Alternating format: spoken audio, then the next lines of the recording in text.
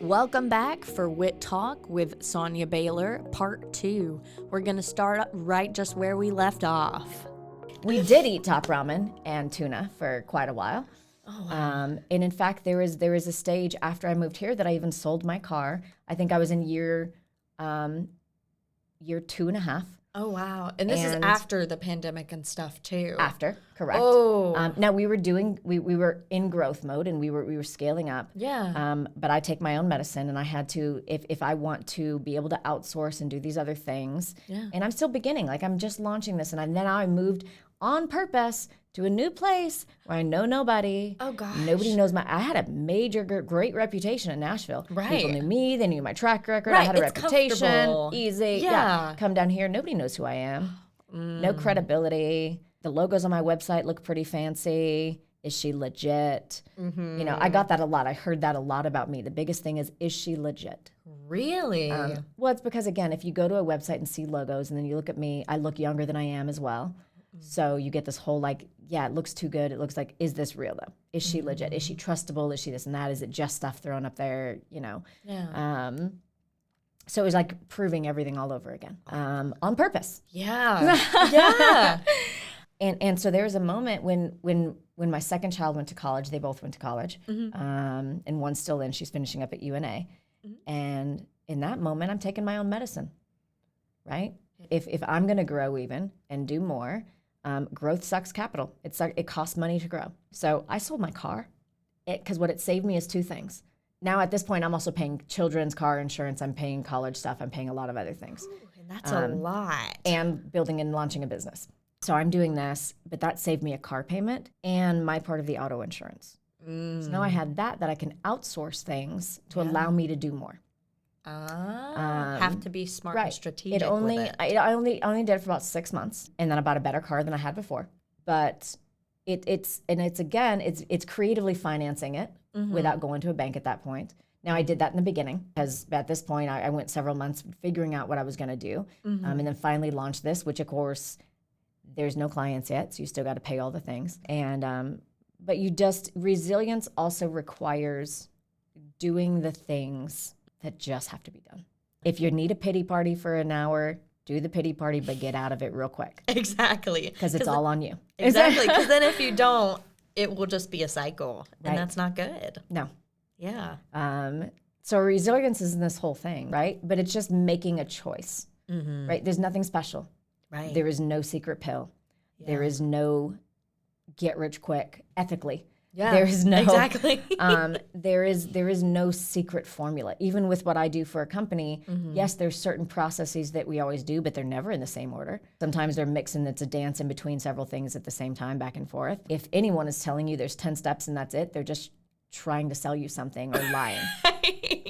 Right? It's just not there. You just have to put in the work. Exactly. And you have to be willing to do the things necessary. Yeah. Now, if you're not willing to, then that's just not for you. That's okay, right? Like, it would have been okay if I chose going to corporate. You know, I wouldn't have been able to make the impact. I wouldn't have been able to save the companies I've saved. I wouldn't have been able to do all these things. And I have my clients like, I'm so glad you didn't choose that because my company is here because of you. And that impact is why I do what I do, right? And I have no clue the day that you were there when I was teaching my thing, whose life that impacted that I'll never know. And it doesn't matter your age, your professional, your society status, your nothing. Yeah. Everybody is the same. Every person deals with the same thing, and we are all getting in our own way. And the only way I can impact companies is by impacting the people. Yeah. Right? And the only way I can help ensure the success of a company and the strategies we've put into place is twofold. Number one, we're more highly engaged than other consulting firms. We're in there making sure you do the stuff. Where it's not just a report. We're going to drop off and you just got a $50,000 report or a $100,000 report. Woo! We might do it. We might not. We're make sure you do it. Yeah. That gives us our success. We can now say we've made you a success. But on the other side is I have to, with or without them knowing, equip every leader in person to get out of their own way. Right? That's impactful. So the stuff I had to learn and the stuff that I taught in that workshop that you were there, I do this in companies too. Like, as we're strategic action planning and as we're setting goals, I am putting them through this to make sure they're equipped to get out of their own way. Yeah. And so there's a little secret sauce that we have that doesn't come with a normal consultant. We're not normal. I'm not normal. So Me neither. but it's also, it's taking, how can I take, there's something that I call the genius zone. How can you take all of your natural skills? Here's the way my mind just naturally works, whether it's weird or not weird. We're all a little weird, I think. We all I think the Mad Hatter said it the best. All the best ones are, am I crazy? All the best ones are. I love Right? that quote. All of our quirks makes us it. So if you take all of that, what are my natural quirks? What are the things that could be good or bad? But who am I naturally? Right. And then what are my environmental skills that I've picked up? And then what are the hard skills that I've learned? And if I take all of those together, if you've ever played a sport, tennis or baseball or anything, is what's called like the sweet spot, right? When things all just come together. Or if you like Venn diagrams, if you take, here's your personal attributes, here's your environmental skills, and here's your learned hard skills. That in the middle, that's your genius zone. Where those marry is your sweet spot. If you hit this on a racket or in something, it's just going to skyrocket and fly. Right? A light just clicked on in my head. It's like your superpower. I love that. Right? So if I've been through all of this stuff, and because of that, well, and let's talk about a lot of people who have been through crap have coping mechanisms. I have turned a coping mechanism into a business superpower. So my coping mechanism when I got out of everything was creating perfection around me. Everything was so bad that I kind of went ultra naive. Like I kept myself naive in a bubble, and I just wanted Mayberry. Right? If things were so bad, I wanted what that perfect little pick your TV show, that looks perfect to you. I wanted that. Right. I wanted what I thought in my mind it should have been. And whether that's real or not, that's what I wanted. Everywhere I went, I tried to create that. And then you turn that into choreography. I'm creating this thing. Yeah. And now you turn that into work. I'm creating what a business should and could operate like. I am looking into people and seeing what could and should be, and I'm the one who gets to light the fire and put a mirror up to you and show you who you actually are. Right? So there's imposter syndrome. Yeah. And you heard Kimberly say, like, one of my jobs with leaders and people in a company is showing them who all they actually are. Right? And that's a piece of getting out of your own way, is realizing and remembering who all you actually are. Yeah, and that can be scary sometimes because you have to accept both the good and the not so good. But once you know, you can solve for it. Exactly. Right? Until you're willing to be like, here's all my good, here's all my bad. I can fix it once I know it. Right? And it doesn't mean you need to be fixed. It means if I'm strong in these and I'm weaker in these, who do I know that has this strength? Exactly. That can be the yin to my yang. Maybe that's all it is. Right. Let me get somebody who's opposite me who has that strength, and now we've got a dynamic duo. Yeah. Right? It doesn't mean you're bad. It means let's highlight the strength and solve for the weakness. So that's my Mayberry. I love that. And so I still do it. Yeah. But now I do it on purpose. And so why don't we talk a little bit about the topic of resilience today? How do you think that you relate to the theme of resilience? I know that you already talked about a lot of that, but how do you think that you might relate to it, or how do you think that you are resilient? There's a word that I can't say on here. Okay.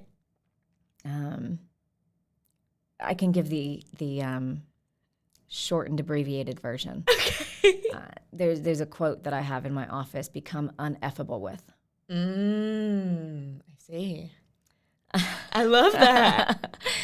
And I believe the more you know, and Kimberly said this when I had her come up to the stage and speak about imposter syndrome and what she's learned from going through the coaching and mentoring and all of the things that we've done with her, is that one of the things, of the many things that she talked about, one of them is it's crazy that the more you know, it's not like, how old are you right now? I'm 22. Okay.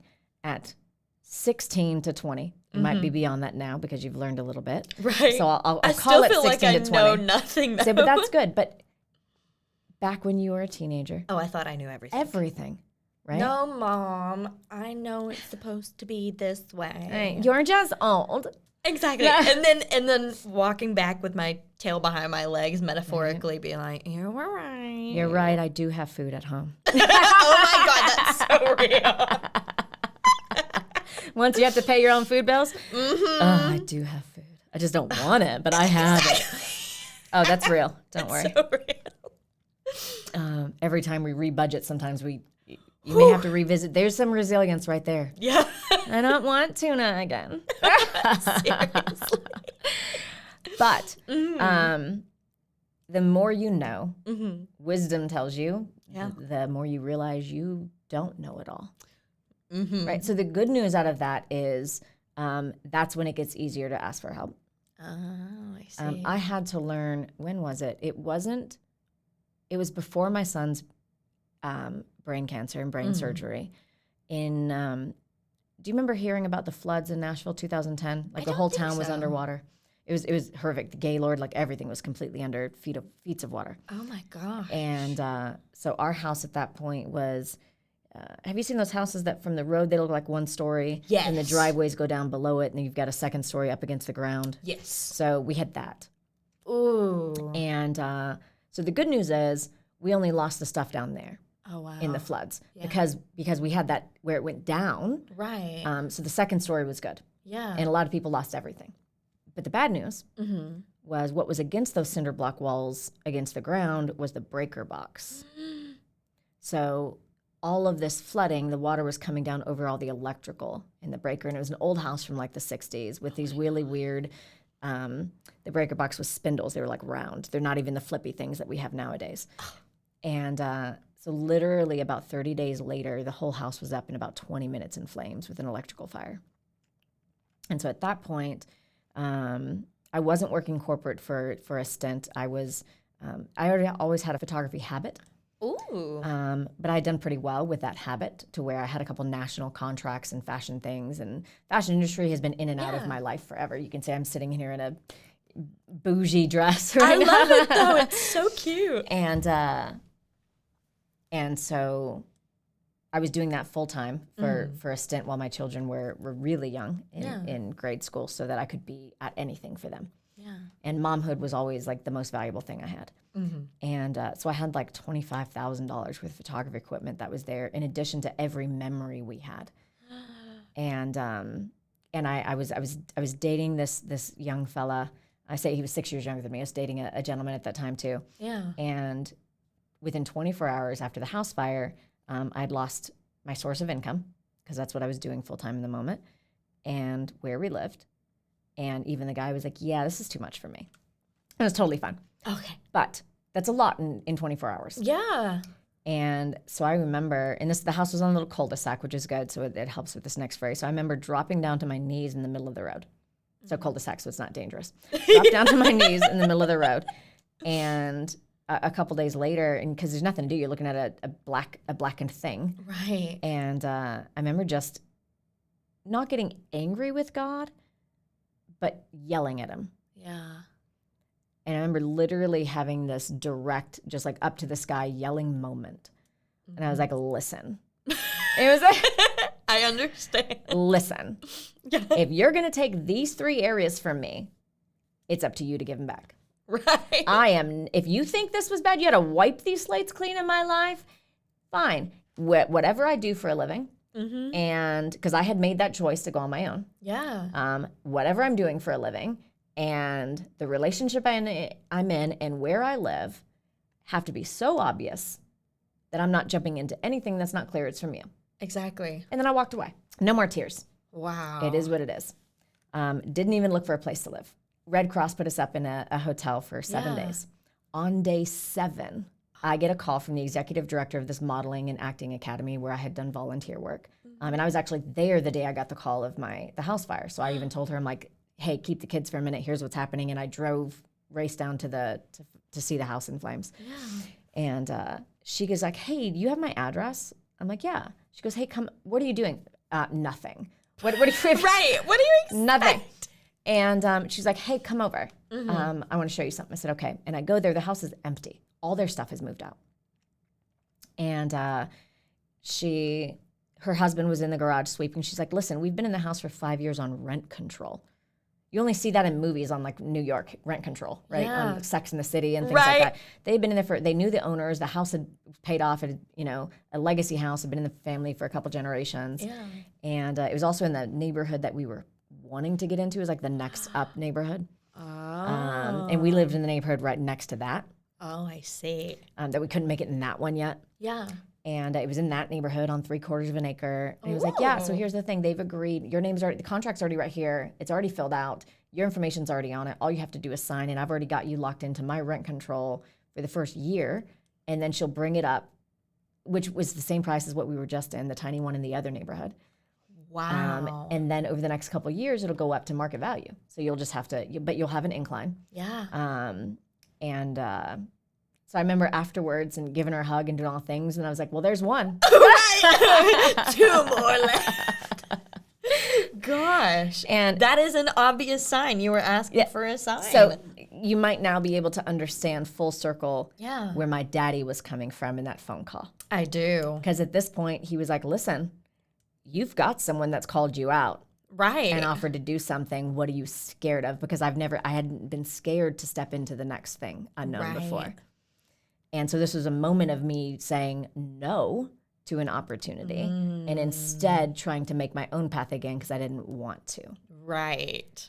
And so it went against me and everything how I had been operating. Right. How so you've that been gives some practicing context behind his, what are you scared of? Oh, I see. And that's where the realness and the vulnerable transparency of that moment in that phone call comes to light.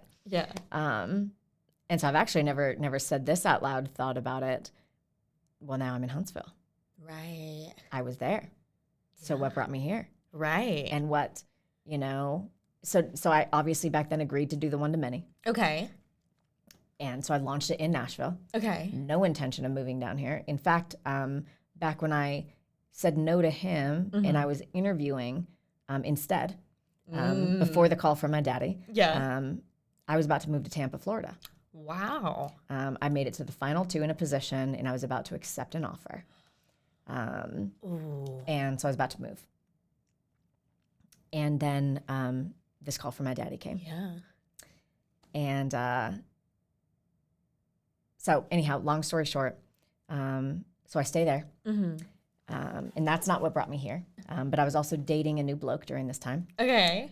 And after about 2.5 years we were together, he would been coming up every weekend, and then we started trading back and forth, driving down here, coming up there. Yeah. But he works on the base like 80% of the people here do. Right. And then so going to the next level, he's like, well, what do you want to do? I'm like, well, I can work from anywhere. He can only work from here. And initially we said no to that. And I was still going to move to Florida. Wow. Because him and I had talked about going to Florida, then he made a last-minute decision that he was staying here. Oh, I see. And I was like, well, there's no palm trees and ocean here. So I'm going to move there. There was nothing bad between us. Yeah. And so we're just like, well, okay, we'll just stay together until you leave, and then we'll break up once you leave. Right. And then he was TDY, which is, everyone in this town knows what that means, but for the people that don't, he's on a work trip with a government contractor. Okay. And so he's like, hey, can you come down? And I was like, well, we'll just come and stay at your place while you're there, because he had a pool, we'll get a couple weeks here, packing, that type of stuff, because I'm literally on my way out. Wow. And my daughter and I, what brought me here, which I've never told the story, because when you guys asked me in the thing, I was like, I followed a cute boy. Right? So this is the unspoken piece. Okay. And so he's TDY. And her and I, my daughter, my son's at college already. Okay. And her and I are staying there to enjoy the pool for a few weeks until he gets back. Yeah. And so he doesn't have to put stuff in storage and stuff. And because he's gone, I think at this point for like 6 weeks. Wow. And he was house shopping here because he had determined he's staying here. Oh, I see. And I had determined I'm not, right? I want palm trees. Right. I'm going to Florida. You stay here. I do love you, but I want the ocean. It was a very grown-up choice. Yeah, no, it's understandable. And then we Googled Target. And that put me going across Airport Road. And if you go from the 231 and go across Airport Road, it goes up over this hill. And then all of a sudden it opens up into a different terrain, right? It opens up into this beautiful rolling hills, green. I hadn't seen that part of town before. Oh, wow. Like right at that Montesano. Oh, So God, you have the so range, beautiful. the mountain range thing right there. And I'm looking at this, and my daughter and I are both kind of jaw dropped at It's what beautiful. this felt like, what it looked like, what it felt like. It reminded me of Orange County, California. Oh, I see. And in Nashville, I'd always lived down by Brentwood, which again is the big rolling hills and that landscape. Yeah. And I hadn't seen that here before in the distance, but I didn't know it was right here. Right. Like I just hadn't explored ever. I just went straight to his house and back to Nashville. Mm-hmm. And then curiosity, he was house shopping too, and he was like, "Hey, can you go look at this house for me and just tell me if it's any good?" Okay. And I went. And my daughter and I, we have videos still on my phone of this house. My daughter and I stayed there for an hour and a half with the realtor. And I told Blake, if you don't buy this one, I am. It was like this mid-century modern entertainer's house. Oh, my God. And he was like, you would live here? I'm like, no, you don't get it. I would live in this part of town. Mm-hmm. This I would live in. I didn't know this existed. Yeah, it's beautiful. And that changed everything for me. So then I was like, okay, I don't need to move. Wow. Yeah, because I discovered what North Alabama can look like. Right. And that you have the rolling hills and then I discovered all the hiking and then the waterfalls. Yeah. And now it's stunning. Mm-hmm. And now it doesn't matter if I'm just off the highway because I know where it is and I know all the things, right? Yeah. And I just didn't know. Wow. And so I didn't like it. Yeah. It's that limited perspective, but then you Very finally opened limited. up to it, and it's like, whoa. And I literally chose to just stay and then moved down here. Still followed the cute boy. And so all that is true. But there's that little piece that I've never spoken publicly about. Right. But it's also, and I think I was just talking about this this morning with a coaching client and she was from Miami. Oh, I see. And didn't know, had only seen other parts of Alabama that were flat and were, southern and central, very different feels, even parts of town that feels different. Huntsville has a very unique feel. Oh, yeah. Right? I always just keep on coming It's back amazing. to it. It's so But you magnetic. have to come here and be here for a minute, and then it's just this spark that captivates you. And you don't assume it's going to be like that. Exactly. In fact, especially for someone that's coastal, like she was Miami and I'm Southern California, and people that come from big cities and coastal communities, the mentality of Alabama is not what Huntsville is. Exactly. And it's such a special place. And once you know what Huntsville is, you stay. Right.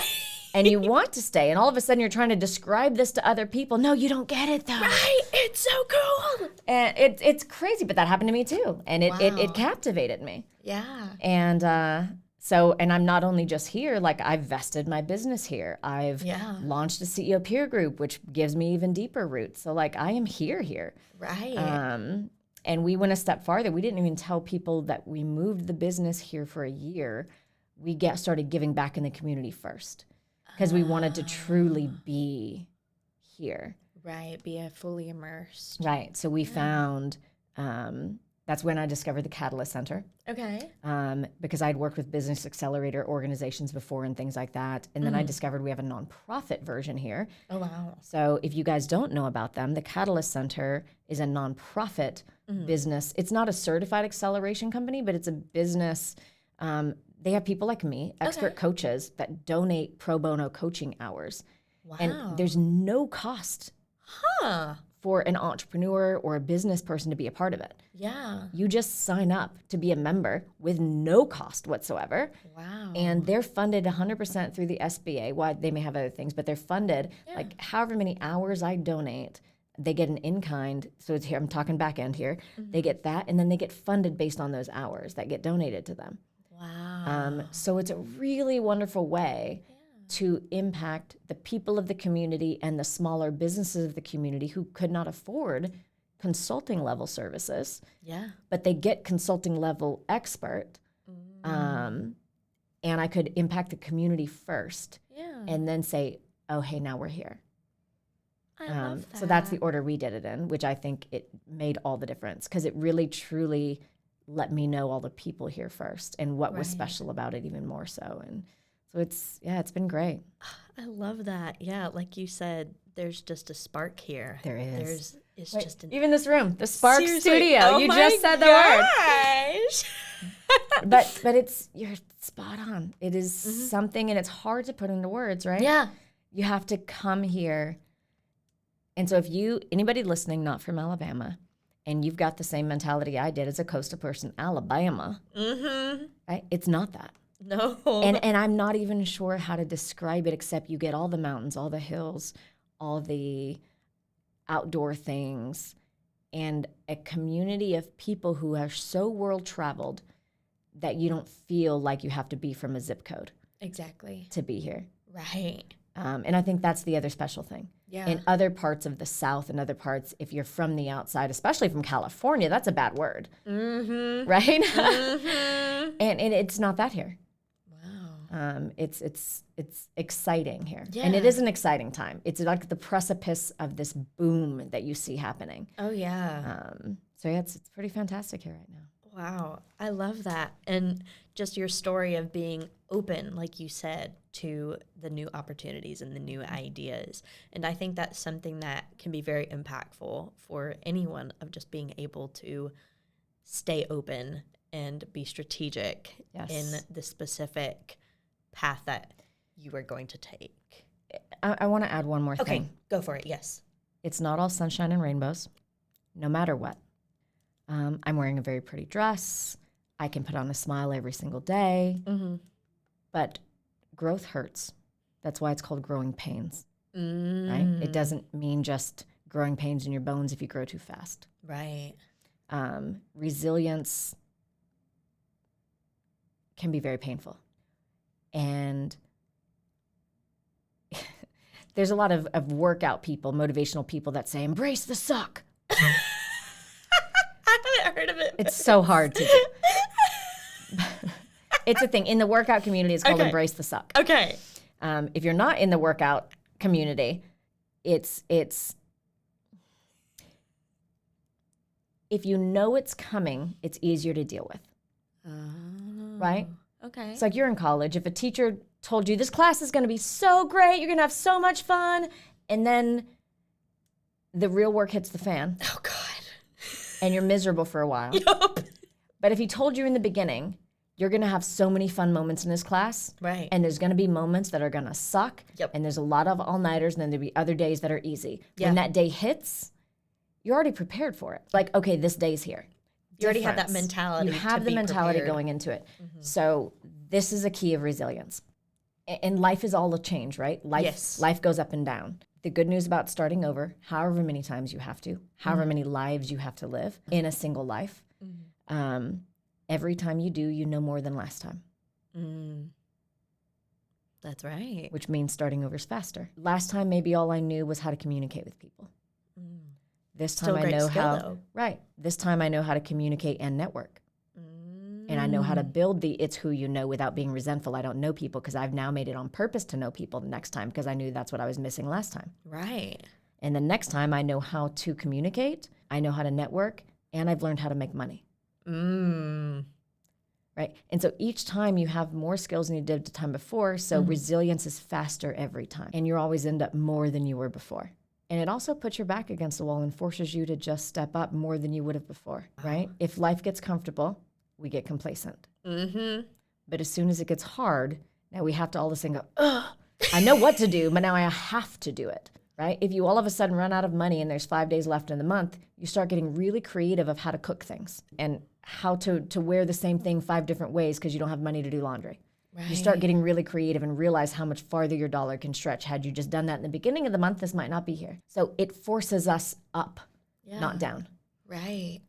And so sometimes it's good to be forced a hand because now you can remind yourself, hey, we really are first world problems here. But even if life gets scary, because resilience isn't always from misfortune or having to get a new job or having to find another place to live or having to new. Sometimes resilience is, I just got out of the scariest situation and bad really happened and I don't know what to do. So sometimes resilience is it's okay to cry. Yeah. It's okay to find another human that you can talk to. Yeah. Because I don't have to be alone. If I'm choosing to be alone, that's on me. But what I choose to do after this is up to me too. There's an old interview that I watched a long time ago that I quote all the time now. Mm-hmm. And the man said that in every superhero movie you've seen, Mm-hmm. the villain and the hero have the exact same backstory. The only difference is what they chose to do after. So think about it. Yeah. Villain, horrific, broken upbringing, Mm-hmm. horrible traumas. Yeah. And his answer to all of those traumas is, I am so angry at all of this and people and what I have been through that I'm going to do this to others, or I'm going to inflict harm, or I'm going to get back at the world. Yeah. Hero, horrible backstory, Yeah. horrific trauma. I am never going to let this happen to anybody else. I'm going to make impact. I'm going to do this, right? We are in control of our narrative. Yeah. We are not in control of what life deals us. We are not in control of how many times we have to start over. Right. Because it may be a natural disaster. Yeah. I've lived through that one, like literally every statistic you can go through. Right. But like we can't control that. So in the moment, I think the two answers for resiliency is, number one, we are only in control of how we react to it, right? How we respond to the world after is number one. Are you going to be the hero in the story, or are you going to be the villain in the story? When it's an extreme situation, there's not much gray, right? In every other situation, there's a lot of shades of gray. Right. But in extreme trauma, there's not much gray. People go one way or the other, but it's still up to you. And then the second that I learned after the house fire is, for the first time in my life, I had to learn it was okay to ask for help. You know, and I talked about this earlier, because in that moment, when everything was gone, so yes, we had a house, but there's nothing to put in it. I've struggled with pride a lot in the past, and I think we all get to that place, right? And we all handle it differently. Oh, yeah. We all handle it in, I'm going to go recluse. You know, no one's going to know what I'm going through, or there's multiple ways you can handle it. Yeah. Right? But we as humans, and we talked about it with teachers earlier and business people, or people at where you want to be, it's shockingly how little people ask. And being someone who's been on my own for so long, and I was also on my own in Tennessee. I had no family here. Wow. I've been on my own since I was 21. Wow. And so going through all that and everything, there's no family with my son. Like, there's no family here. It's just me and the kids. Wow. And so resiliency requires you knowing you can only control what you can control. Yeah. Right? But it's up to you how you react to those situations. And then number two, we're not alone. You're never alone. So let's assume, like me, you have no family around. You are across the country and it's just you. That's scary. Which feels very alone. Okay? So if everything is truly figure-outable, that's a phrase we have in our house. Oh, I love that. Everything is figure-outable. And if everything is figure-outable, then where are people? Whether you're a faith person or not a faith person, if I see a church, I can walk up there and knock on the door. Yeah. There's always an administrative person there. Oh, yeah. You know, I'm struggling. Yeah. Promise they're not going to say only if you're a Christian, or only if you're a Catholic, or only if you're this. Right. They're not. Exactly. Right? I can walk next door, knock on a door. Yeah. Do you happen to have any milk? I've done that before. Wow. As a mother. Yeah. Do you happen to have any milk? Do you happen to have any eggs? Yeah. It's okay. I'll tell you one thing from all the times of starting over, I have zero ego left. Wow. Zero. There is no ego.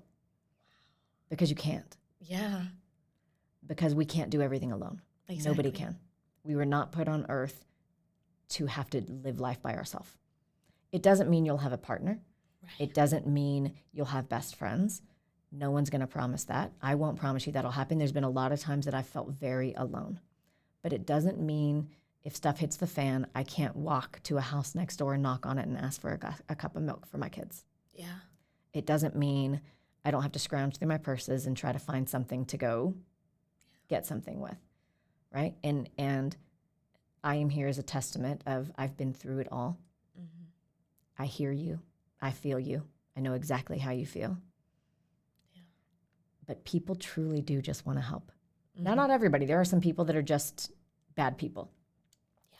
But the good news is on the majority, humans as a lot are pretty great, right? And we all feel better when we get to do something for somebody. And after the house fire was probably one of the most humbling times for me. Yeah, because now I had to ask people. Right. Publicly. Right. I lost the last thread of pride I had in that time of life.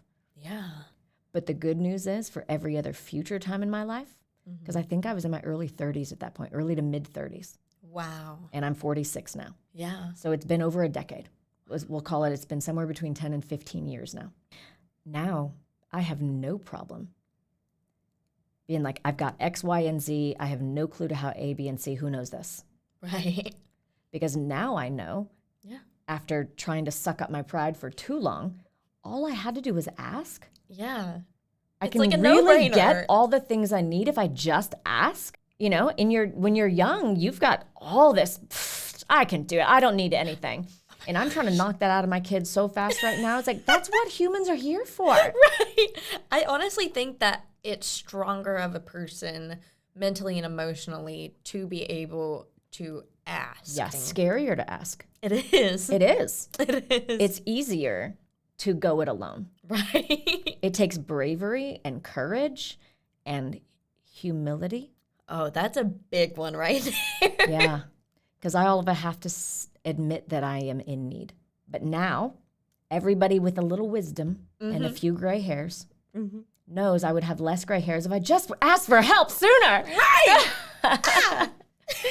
So resilience. Yes. Number one, you are in control if you become the hero or villain. Mm-hmm. Or anywhere in between. How you respond is up to you. Right. That doesn't solve anything except for the ripple effect you make. Yeah. And number two, nobody has to go it alone. And if you think you have nowhere to go, knock on your next door neighbor or find a church. You know, just knock on a door. I think there's even a nonprofit directory. Okay. 211, you're so young. Back in the day, okay. Back in my day, yeah, we had phone books. Oh, yes. Yes. And we had this little thing called 411. There was an operator, and not just for a business. There was an actual worldwide United States operator. I could press 0 on a phone and pull up an operator and ask a question to when Google wasn't there yet. And we had a 411 directory for businesses. That was our Apple Maps and our Google. Where's the closest this to me? There was a 411 directory. Yeah. Well, there still exists a 211 directory, a nonprofit directory. Okay. So if you have other needs, even down to the point of I need a group of women. Yeah. I need a group of men. I need a social community. Yeah. Facebook search that. Right. Nonprofits search that. If you need your group of people even, and you're new to an area, and how do I get resilient and find people, start volunteering. Mm-hmm. When you give, you get. Exactly. Like I'm preaching now, but no, there's, you're good. I was about to say there's no excuse, but the excuse is if you don't know. If you don't know that these are there, but now I'm telling you, so now there's no excuse. Exactly. There are so many resources. And this isn't just for things in need. It could just be I'm lonely. Yeah. Or I'm bored. Right. Or I'm in a cycle of just laying around and scrolling on my phone and I want to get involved, but I don't know what to do. Just start. Yeah. Right? And you'll figure out, I didn't like that one. Let's try another one. Yeah. Life is short, but it's also not. Right? There's time. Like if I don't like this, so change it. Yeah. I don't know what that looks like. Just try something. Exactly. You just got to be open to it. Right. Wow. Well, I don't think I could have said anything better than all of that, Sonya. That was unbelievable. Is there anything else that you would like to talk about? I think we're kind of wrapping up close to the end. I know, I'm sorry. I think I'm good. I almost feel like saying that's all I got, folks. Okay, wow. that makes me think of Looney Tunes or something. I almost put it in the voice. Oh my gosh. That's all, folks. Oh my gosh, that was beautiful. Smile. Oh, I love Everybody looks better when they smile. Seriously. Now that's all I got. Okay, there we go. Well, thank you so much, Sonya, for been so good. Providing just impactful and powerful advice. And you have a great smile. Oh, well, thank you. And you do too. Bringing back to the compliment thing earlier. I love that. Well, thank you so much again for gracing us with your presence here today in the Spark studio in the Spark of Huntsville, Alabama. I love it. And if people want to get in touch and possibly want to work with your consulting business, how can they do that? I'm pretty Googleable. Okay. Sonya Bailor. And all of my social platforms are at Sonya Bailor. Okay. So it's pretty easy. Yeah. Company's called Bailor Group. Okay. But either way, it's Sonya. Baylor is not like the Texas University. It's Bailor. If you Google me, everything will come up. Awesome. So, I'm the same I'm on every platform because now I have to be because of work. Right. So now social media is an annoyance because I have to do it now. Exactly. But I'm pretty easy to find. Okay, well, perfect. Well, again, thank you so much. And thank you all for listening to another episode of WIT Talk. We'll see you next time. Bye-bye. Cheers.